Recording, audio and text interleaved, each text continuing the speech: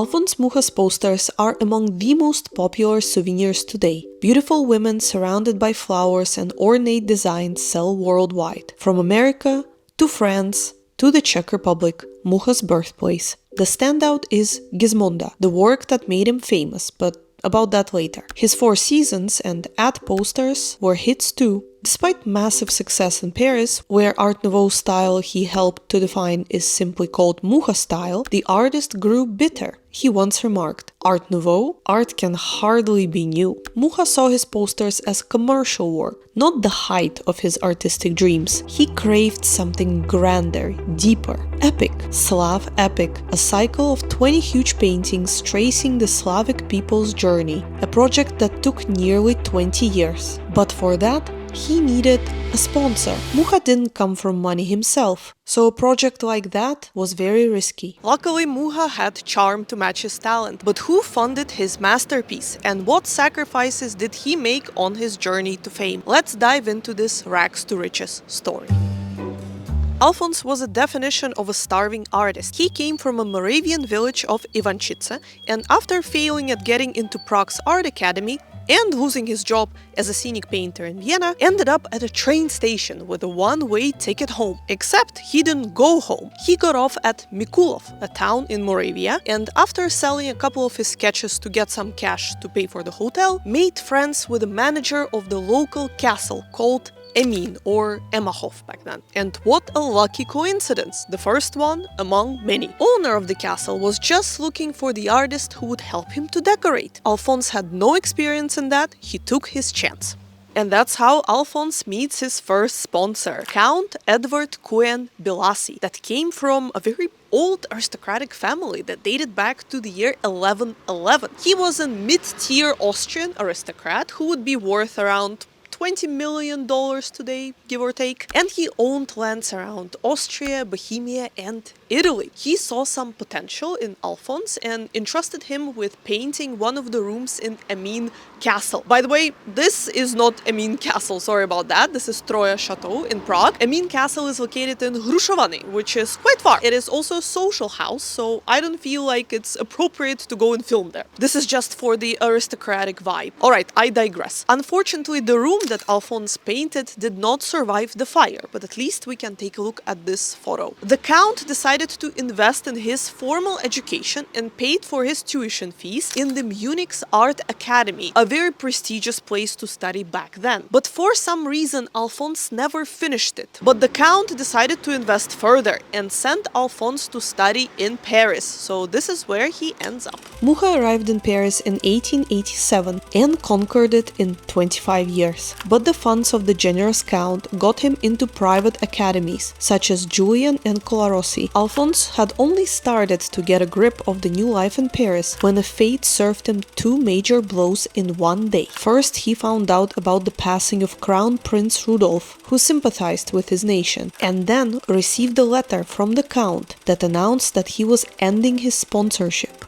Just like that, the dream of becoming a painter was slipping away from Alfons. Mucha eventually started accepting jobs that were clashing with his Slavic nationalism and views, like the German book illustrations and a pavilion for Austria-Hungary at the Paris World Exhibition. Here's where the Slav epic idea allegedly sparked: a grandiose art project encompassing the entire history of Slavic people. But for now, it was the German money in his pocket. Soon the future looked a little brighter. Parties with Gauguin, his friend, beautiful models, occult clubs, and even joining a Masonic lodge. He endured 5 more years of odd jobs until 2 very important meetings. December 26, 1894 was a Christmas miracle for Alfons. Sarah Bernard, an accomplished actress, commissioned a poster for Gismonda at Le Mercier Printers. Mucha was the only one working at a shop over the holidays and took the job despite no poster experience. When the head of the printing shop saw the final result,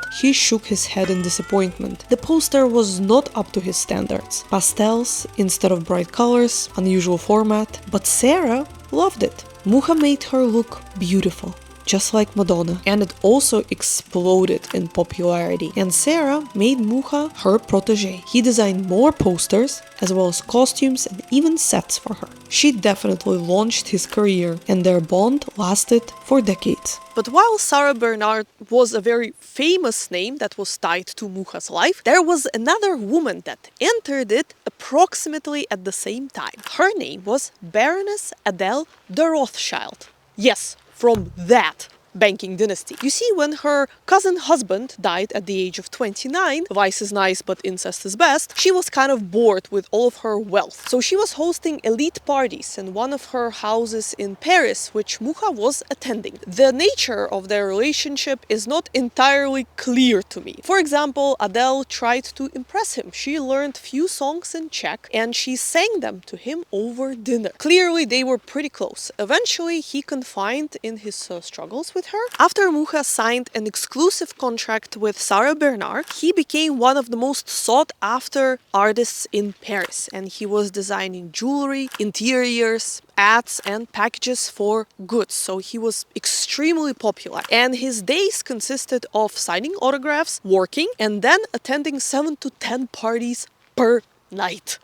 That's crazy. He tried to hide from his customers in the French countryside, but they found him even there. So he told Adele that he's working very hard, but he's not earning enough money for his dream project, for the Slav epic. So she told him, you know what? You should go to America. That's where one strikes it rich. She actually had cousins and acquaintances there. Does the name Vanderbilt ring a bell? So she gave him her recommendation letters and a ticket to the Lorraine steamship that he boarded, not like the ragamuffin Jack Dawson, but like elite Cal. Adele cushioned his arrival to New York. He got a billboard advertising his work, a special feature in the New York Daily News with a double-page spread and both front and back covers, and recommendation letters for Helen Weissman, wife of a construction developer Francis Weissman, and Kathleen Vanderbilt, wife of a millionaire Reginald Claypool Vanderbilt. Mucha painted both of the ladies, I guess like one of his French girls, while their husbands were working and gambling away their wealth. Oh, and also,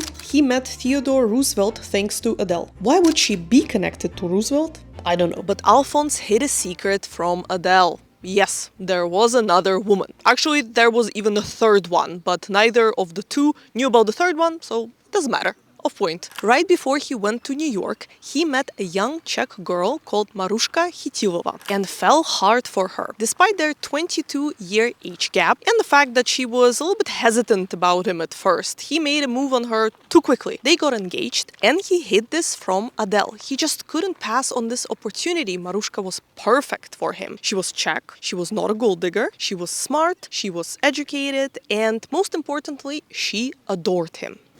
The painter underestimated American journalists, who quickly found out that his heart was already taken, and before he knew it, Adele was reading about his romance from the newspapers.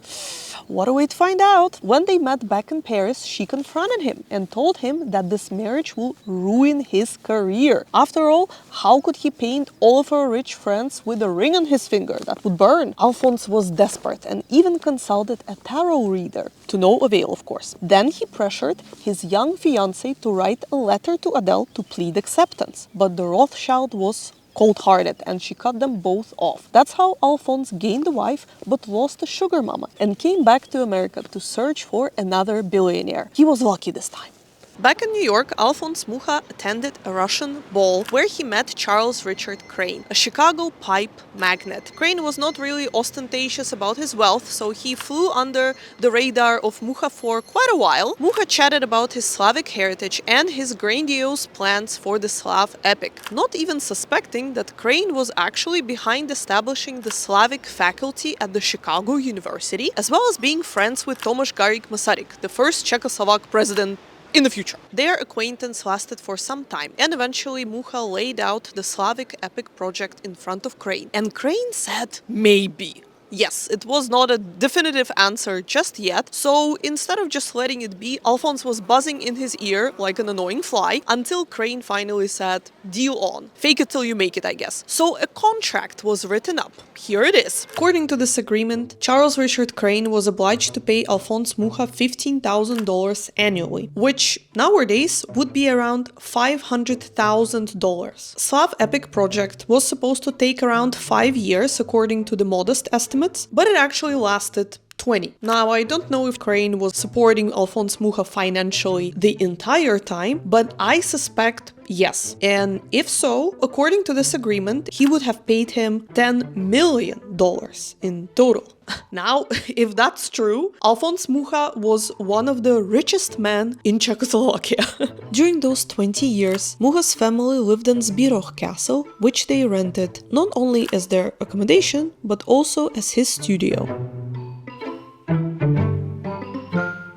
To realize his ambitious project, Mucha needed a space that was big enough and bright enough where he could paint comfortably and hang his very large canvases, which were on the average 6 to 8 meters big. Fortunately, a perfect place was found for Mucha. Mucha lived here with his whole family, wife and 2 kids. This is essentially where his kids grew up. They lived like nobility. They had a little apartment here in the castle, and Mucha was using the glass ballroom for his workshop. It was a perfect place because the roof of that room was made of glass indeed, so it was letting in a lot of light, and when it started to leak, they even cut out large windows that were facing the wall. Mucha was inviting people from nearby a village to work as models for his paintings. He was posing himself, taking pictures, because he was also a photographer. And this is also where Mucha was meeting his friends. A lot of his friends were Freemasons, because Mucha was a Freemason. Till this day, you can find a lot of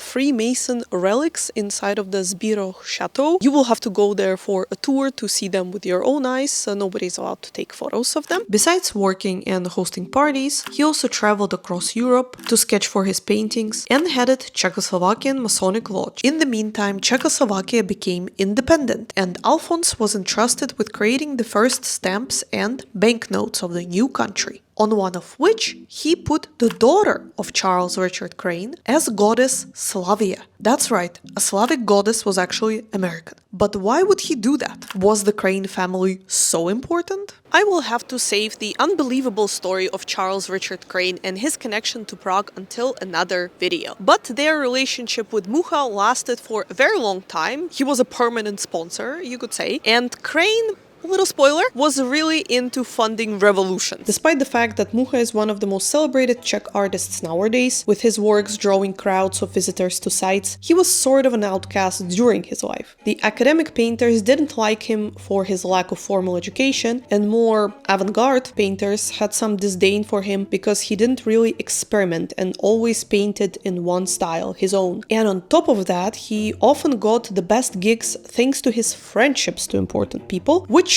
painters thought that was not fair. But his success was not going to last forever. Second World War crushed him. While being sick with pneumonia, he was interrogated by Gestapo on the grounds of his affiliation with Masonic lodges. He could never recover afterwards. The last wish of Alfons Mucha was to be buried in a Catholic cemetery, but he was denied that because he was a Freemason most of his life. Slav Epic was rolled up and stored away, ignored by the future communist regime, most likely because he was an artist sponsored by the American millionaire, plus a big nationalist. The legacy of Alfons Mucha was only revived fully after the Velvet Revolution, thanks to his son, George Mucha, who was a pretty controversial figure, famous for organizing certain adult parties next to the Prague castle. Nevertheless, Slav Epic is now exhibited again, but not in Prague, where it was meant to be exhibited, but in Moravský Krumlov, so quite far away. The descendants of Alfons Mucha are still debating where the home of the Slav Epic should be, in his native Moravia or in Prague, where the artist himself wanted to his works to be displayed. Even though Alfons always envisioned that he would become world famous for the actual paintings that he was completing towards the end of his life, his main legacy ended up to be the posters. This is where most people know him from, even though sometimes they don't even know his name. Thank you guys for watching this video. Let us know what is maybe your favorite work of Alfons Mucha, your favorite poster or your favorite painting. As you've probably noticed, we filmed this video in Prague that doesn't have so many places connected to him, but if you would like to take a look at Alfons Mucha's works, you can always stop by the St. Vitus Cathedral, where you can find his stained glass window, or the municipal house where he decorated the mayor's hall. Or you can just stop by any souvenir store and I'm sure you'll find plenty of Alfons Mucha's merch there. Thank you again, and we will see you in our next video. Bye!